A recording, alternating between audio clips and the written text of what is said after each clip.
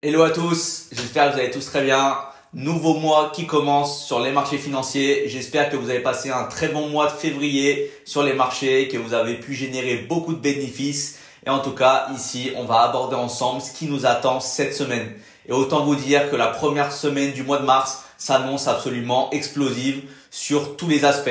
On va le voir plus en détail comme à chaque fois. Et bien sûr, si ces analyses vous plaisent, n'hésitez pas à me le dire en commentaire et à lâcher également votre meilleur pouce. Alors là, on va commencer entre guillemets par le sujet chaud du moment. C'est, on va dire, le thème général des crypto-monnaies et du Bitcoin. Alors en fait, ce qui est intéressant de comprendre, c'est que vous l'avez sûrement vu ce week-end et notamment sur la journée de dimanche, mais en fait, Donald Trump a annoncé sur son réseau social qu'il allait du coup établir une réserve stratégique avec des crypto-monnaies. Et quelles vont être les crypto-monnaies qui vont faire part dans cette réserve stratégique? Ça va être le Solana, le XRP, le ADA ou bien le Cardano et bien sûr, sans oublier le Bitcoin et l'Ethereum. Et vous l'avez sans doute vu, mais sur les marchés, on a eu un pump très agressif juste après la news. Mais on va le voir, ce qui est intéressant, c'est que cette news a été fortement retracée sur la journée de lundi. Et donc là, on a vraiment assisté à un pump and up. Et en fait, c'est ce que je vous disais dans les précédentes vidéos avec Donald Trump, c'est qu'en fait, il va falloir vous habituer. Je vous l'avais dit, mais lorsqu'il va le tweeter, lorsqu'il va faire un discours ou lorsqu'il va agir d'une manière, forcément, on va avoir une réaction très agressive des marchés. Donc, il faut vraiment faire preuve en tant que trader d'adaptabilité. Donc là, vous le voyez, c'est son tweet. Donc là, si jamais vous ne comprenez pas l'anglais, vous pouvez du coup le traduire. Mais c'est ce que je vous disais. Il va créer une réserve stratégique. Dans quel but? En fait, pour placer les États-Unis au summum de la hiérarchie en crypto-monnaie. Et donc, il va créer une réserve stratégique de Bitcoin, d'Ethereum et les trois autres crypto-monnaies qu'il a données ici dans son tweet. Et en fait, ce qui est intéressant, c'est que forcément, ça nous donne des indications quant à la potentielle trajectoire future du Bitcoin. Vous le voyez ici, on a le Capriole Bitcoin Macro Index. En fait, c'est un index qui retrace la tendance fondamentale de Bitcoin avec du machine learning et les news macroéconomiques qui sont du coup adjacentes au Bitcoin. Et là, vous le voyez, en fait, on repère ici sur ce graphique 4 différentes phases de marché. On a la phase d'expansion, ensuite on a la phase de contraction, la phase de recouvrement et ensuite la phase de ralentissement, le slowdown. Et vous le voyez ici, après cette grande phase d'expansion sur le Bitcoin, ici, on est en tendance de slowdown, c'est-à-dire qu'on est sur un ralentissement. Et bien sûr, c'est tout à fait normal, après une telle phase d'expansion où on a passé les 100 000 $, qu'on retrace légèrement, qu'on consolide pour ensuite repartir attaquer les anciens plus hauts. Et ensuite, comment expliquer un petit peu cette phase de consolidation en ce moment? En fait, vous le voyez très bien, mais on va dire, une guerre commerciale, on a un contexte géopolitique qui est compliqué et forcément, on a une appétence pour les assets à risque qui est diminuée. Et forcément, le Bitcoin étant un asset à fort risque, alors forcément, on va potentiellement pas investir tous les œufs dans le même panier et à investir de manière massive sur le Bitcoin. Donc c'est pour ça qu'ensuite, là, après avoir explosé les 100 000 $, on retrace, on consolide avant de repartir de plus belle. Et vous le voyez, ensuite, on va aller sur le graphique du Bitcoin et regarder ce qui est intéressant en daily. Donc là, vous le voyez, on a eu notre grosse phase d'expansion depuis le mois d'août dernier où on est passé aux alentours des 50 000 $ jusqu'à, vous l'imaginez, plus de 106 000 $ avec un ATH à 109 000 $. Et ce qui est intéressant ensuite, c'est qu'on a eu du coup cette phase de consolidation. On a eu cette phase de range où le Bitcoin était vraiment emprisonné entre un niveau support et un niveau résistance. Donc on faisait vraiment entre guillemets le ping-pong entre les 108 000 $ et les 92 000 $. Et là, ce qui est intéressant, ce à quoi je m'attendais personnellement, c'est qu'on vienne retracer toute cette forte liquidité ici de cette phase d'expansion. On avait pas mal de fair value gap ici dans le price action et forcément on allait revenir à l'intérieur. Donc vous voyez ici on avait notamment une première fair value gap, on avait ici une deuxième fair value gap. Donc fair value gap en fait c'est un déséquilibre dans le prix et on a également celle-ci, la troisième. Et ce qui est en plus intéressant, c'est que lorsque vous tracez un retracement de Fibonacci qui va nous donner des potentiels retracements dans une tendance, ici en l'occurrence tendance haussière, Vous le voyez ici, regardez le niveau de rebond incroyable, encore une fois la pertinence de ces analyses. On est exactement sur les 50% de Fibonacci aux alentours des 79 250, 79 300. Et vous le voyez ici, on a eu un très beau rejet de ce niveau. Donc là, les acheteurs ont acheté de manière très agressive et massive en dessous des 80 000. Et là maintenant, ce qui est intéressant, c'est de comprendre quelle va être la suite. On va avoir notamment plusieurs scénarios. On part du principe qu'on est toujours dans notre billet haussier et on est dans notre tendance haussière. Donc vous voyez ici, on est dans notre phase de consolidation et on avait notre zone de support. Là, avec le pump de Trump, vous l'avez vu ici, on a vraiment pumpé sur la journée de dimanche en passant de 85 900, 86 000 jusqu'à faire une pointe à 94 000. Donc quasiment 10 000 $ par rapport au tweet de Trump. Et là, vous le voyez sur la journée de lundi, on a eu un dump massif. Donc en fait, on a retracé à 100% la news de Donald Trump. Donc si on vient en M30, vous le voyez à ce niveau-là, on est parti ici exactement sur les 85 000. On est monté, comme je vous le disais, à 95 000. Et là, on est exactement sur la base. Donc on a retracé à 100% la news de Trump. Donc là, ce qui va être intéressant de comprendre, c'est quelle va être la suite. Donc là, potentiellement, on a pu venir récupérer tous les stop loss de toutes les personnes qui étaient en achat agressif avec des leviers. Donc là, potentiellement, on va avoir un premier scénario où ici, on récupère à la hausse, on réintègre. Et là, bien sûr, ensuite, on va dans les plus hauts. Et vous allez voir, on a des targets qui sont assez intéressantes. Ça peut être un premier scénario. Ou bien, autre scénario, on peut bien sûr revenir dans notre gap à ce niveau-là, dans notre dernière fair value gap aux alentours entre les 74 000 $ et les 70 000 $. Donc, je ne serais pas étonné également qu'on vienne ici récupérer la liquidité à ce niveau-là pour ensuite repartir et ensuite aller attaquer les plus hauts en ayant injecté massivement des ordres d'achat sur les 74 000, 72 000, 70 000. Donc là, vous le voyez, ça peut être intéressant et ça peut être un scénario très intéressant.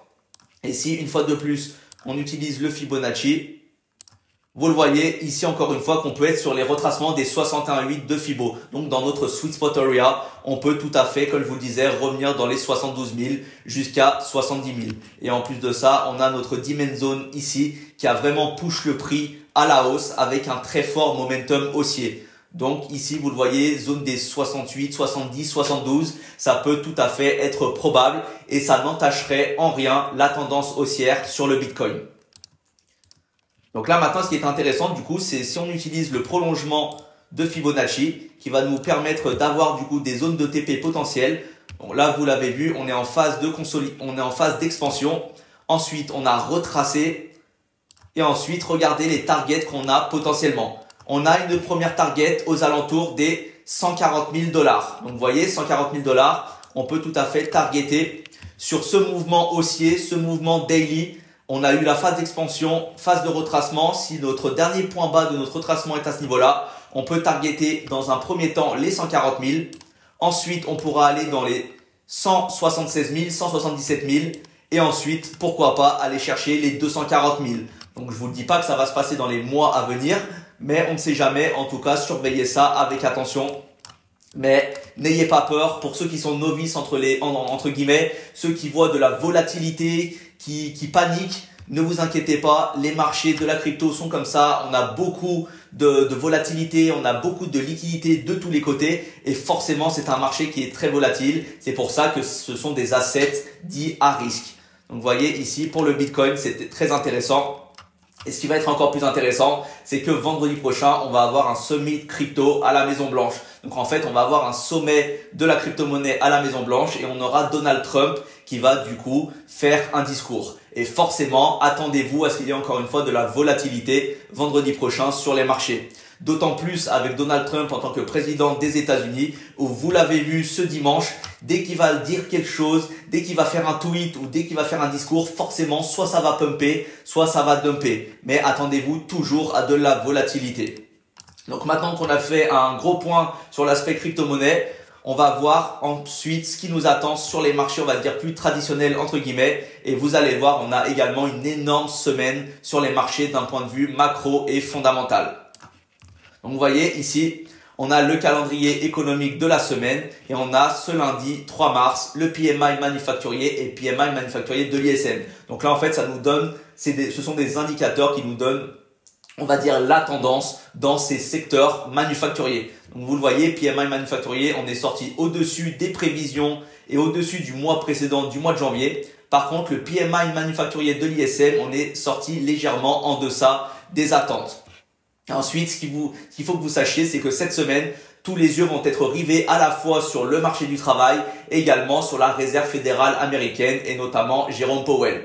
Vous l'avez pas loupé, on est sur la première semaine du mois de mars et sur les marchés US, qui dit première semaine et notamment premier vendredi du mois, dit NFP. Ce sont les non-farm payroll, ce sont les créations d'emplois dans le secteur non agricole. On aura les résultats vendredi. Et forcément, vous le savez, c'est un indicateur qui est très suivi par la Fed pour ensuite ajuster sa politique monétaire et ajuster du coup les taux d'intérêt directeurs. Ça, petit aparté, on y reviendra plus tard. Ensuite, mercredi 5 mars, on aura les créations d'emplois non agricoles ADP. Donc vous voyez, légèrement en deçà du mois précédent, on était sorti à 183 000. Ici, on table sur 144 000, donc 40 000 de moins. On aura également le PMI des services et indice PMI non manufacturier de l'ISM, comme ce qu'on a eu sur la journée de lundi. Mais cette fois-ci, c'est dans le secteur du service. Et il faut savoir, mais les services, ça représente 70% du PIB US. Donc, autant dire que c'est absolument fondamental et important. Et c'est pour ça que c'est très suivi. C'est un indice macro qui est très suivi et très observé. Ensuite, jeudi, on aura, comme tous les jeudis, maintenant vous avez l'habitude, les inscriptions hebdomadaires au chômage. Et enfin, vendredi 7 mars, NFP, vraiment tous les yeux vont être rivés sur cette journée. Autant vous dire qu'il va y avoir énormément de volatilité sur les marchés. Si vous ne tradez pas vendredi, il n'y a aucun problème. Faites très attention ou passez en démo si vous avez entre guillemets peur de perdre tous les gains que vous allez avoir durant la semaine. Ça sert à rien de partir en week-end en ayant fait une très mauvaise journée et en ayant rendu tous les gains au marché. Donc on va commencer vendredi avec le salaire horaire moyen à 0,3. Du coup, salaire horaire moyen plus faible que le mois précédent à 0,5%. On aura également le taux de chômage qu'on attend stable. Ici, vous le voyez, marché du travail plutôt stable en ce qui concerne le taux de chômage à 4%. Et on aura bien sûr les créations d'emplois dans le secteur non agricole. Donc ici, vous le voyez, on était à 143 000 le mois dernier et on table sur 156 000. Vous le voyez ici, les non-farm payroll, c'est ce que je vous avais dit. Là, vous le voyez, ça avait fortement chuté en janvier, où novembre et décembre, on était 260 000, 300 000 créations d'emplois dans le secteur non agricole. Là, ça avait fortement ralenti et donc on avait bien une contraction en ce qui concerne les NFP. Donc, ce qui va être intéressant, du coup, ici, c'est de comprendre vers quel niveau on va se situer et si on est en cohérence avec le consensus qui a été établi. Et ensuite, ce qui est intéressant, du coup, c'est qu'on va également avoir un rapport sur la politique monétaire de la Fed. Ce qui va être intéressant, du coup, c'est de comprendre quelle va être la trajectoire de la Fed en ce qui concerne la politique monétaire et les taux d'intérêt directeurs. Et on aura également à 18h30 pour finir la semaine le discours de Powell, président de la Fed, pour essayer de comprendre comment en fait il va se positionner vis-à-vis de la politique monétaire, où entre guillemets il va devoir bien sûr jongler avec les crises commerciales, jongler avec les conflits géopolitiques, également jongler avec toutes les données macroéconomiques qui vont sortir en ce qui concerne le marché du travail, également le niveau d'inflation, le regain d'inflation qui est vu aux États-Unis. Et en fait, ce qui est intéressant ici, c'est lorsqu'on va sur le Fed Watch, ici vous le voyez, on a 93% de taux de probabilité d'avoir une stagnation sur les taux d'intérêt directeurs. Donc, c'est-à-dire que lors de la prochaine réunion du FOMC du 19 mars 2025, on s'attend ici à ne pas baisser les taux d'intérêt directeurs et à stagner dans la fourchette à 4,25, 4,50. Donc, vous voyez, ici, encore une fois, on a un énorme programme en ce qui concerne les marchés US dans cette première semaine du mois de mars. Et comme je vous le dis, on va vraiment pas s'ennuyer. Et pour finir, ici, vous voyez, on a l'heatmap du SP500 sur la première journée de cette semaine, sur la journée de lundi. Et vous le voyez, ici, on a vraiment une forte correction. Et c'est ce que je vous disais dans les précédentes vidéos. On a potentiellement un shift sur les marchés US où on était vraiment très bullish, on était très haussier, on avait une forte appétence pour le risque. Et là, on est en train de commencer à switcher et potentiellement, ici, on est en train de chuter. Vous le voyez, Microsoft a perdu 2%, Nvidia quasiment 9%.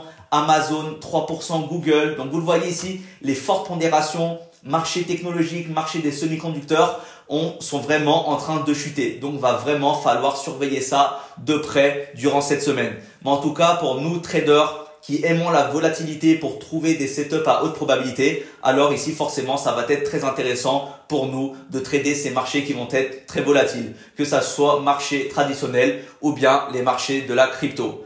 Donc en tout cas, j'espère que ça a été encore une fois très clair pour vous. N'hésitez pas à me le dire en commentaire si ça vous a plu, n'hésitez pas. Et également si vous avez des questions, n'hésitez pas, vous avez l'espace commentaire pour ça. En tout cas, je vous souhaite une très bonne semaine de trading. Encore une fois, faites très attention à votre gestion de capital et à votre risque management. Ça serait vraiment dommage de tout perdre sur cette première semaine du mois de mars. Merci à vous d'avoir suivi cette vidéo et on se retrouvera bien sûr sur YouTube pour une prochaine vidéo.